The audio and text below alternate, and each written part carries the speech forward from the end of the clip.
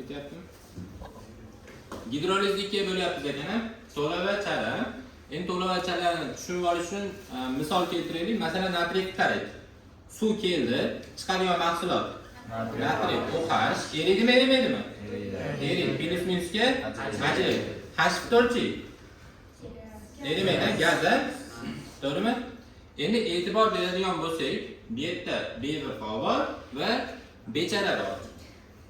Bevafo kim? Bechara kim? OH to'palanadi. Endi to'palan qilib turib, nimandir to'saman yo to'palan qilaman desa, hech qanaqa to'palan qiladigan narsa topolmaydi. Endi yana bitta variant yozaman. Masalan, natriy fosfat. Natriy 3 bor, e'tibor beringlar. Suv bilan eksilsa nima hosil bo'ladi? Natriy OH. Betim ne bo'ladi? Natriy OH plus natriy 2H4 hosil bo'ladi. Nimaga uni olyapti desanglar, mana natriy fosfat bor. Natriy fosfatda 3 ta natriy bo'lyapti. 3 ta natriy, bitta fosfor kislorod orqali ulandi. Xo'p, uziladigan joy qayer? Kim bilan kim orasi? Natriy bilan kislorod orasi uzildi. Bu yerga H bilan OH borish kerak. OH natriyga boradi, H kislorodga boradi. To'g'rimi? Natriy OH kuchli bo'lgani uchun eriydi, plus minusga ajraydi. Fosfat kislorod kuchsiz bo'lgani uchun H ajralmay qoladi. H bilan kislorodning orasidagi bog' nima bo'lmaydi? Uzilmaydi. Plus minusga ajramaydi. Endi bu yerda H bevafolik qilib taqdir bilan ketib qolyapti-yu. Endi to'saman deb turib OH mo ikkala bog'ni uzishga nima qiladi? To'sqinlik qiladi. Endi mana o'zi aslida natriy foni uzilib ketish kerak emas, to'g'rimi? 3 ta natriy OH hosil bo'lishi kerak. Endi nima bo'ladi? Bunga yana suv beramiz. Hop, plus suv, HOH. Keyingi bosqichda chiqadigan narsa yana natriy OH plus natriy H2 powder. To'g'rimi? H2 powder. Natriy OH eriydimi?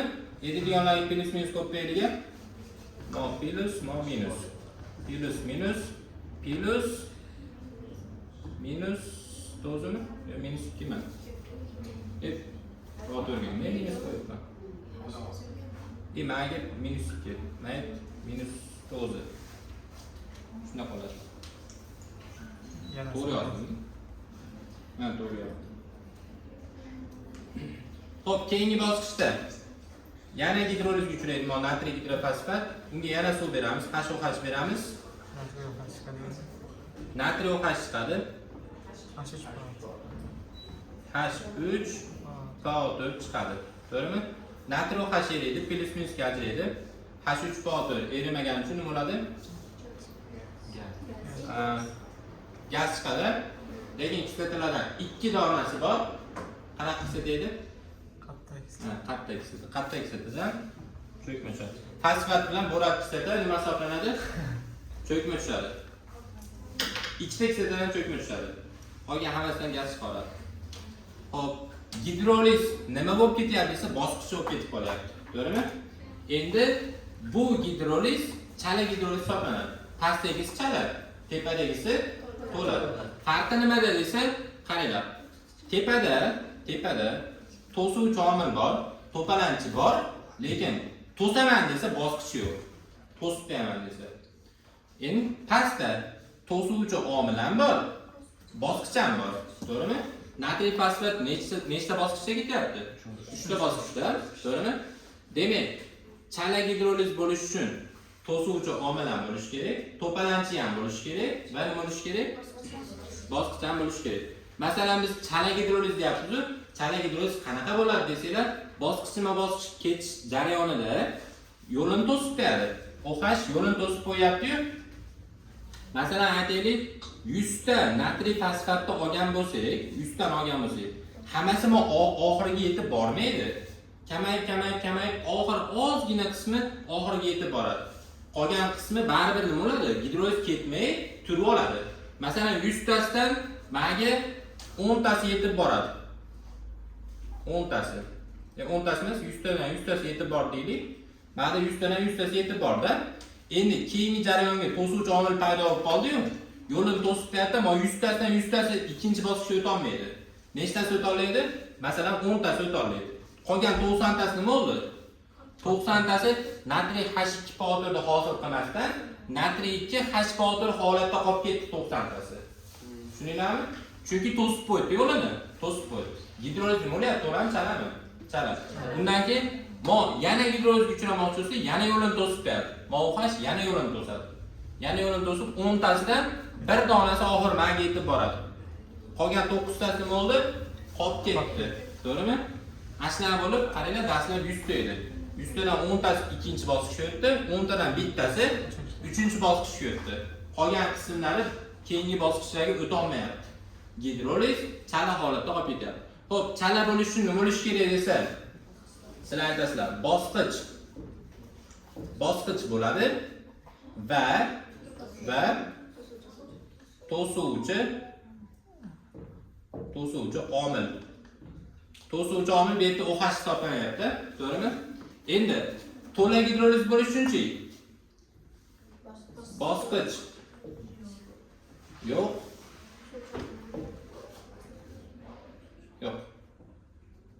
Ha, bunday deymiz. Bir bosqichli bo'lsa nima bo'lyapti? Bosqich bo'lmayapti-yu, ashuna hisobiga to'la bo'lib qoladi. Masalan, mana bosqich yo'q, demak gidroliz to'la. Bu tugadi mana shu yerda. Endi yoki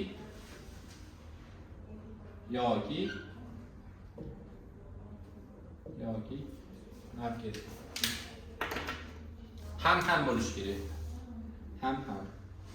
Ham kation bo'yicha, ham anion bo'yicha gidroliz bo'lish kerak.